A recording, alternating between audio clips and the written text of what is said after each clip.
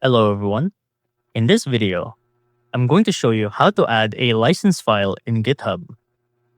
To add a license file to your repository on GitHub, start by opening the repository you want to work with. On the main page, click Add File and select Create New File.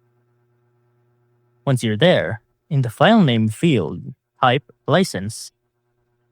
GitHub will automatically detect it and show a Choose a License Template option above the editor.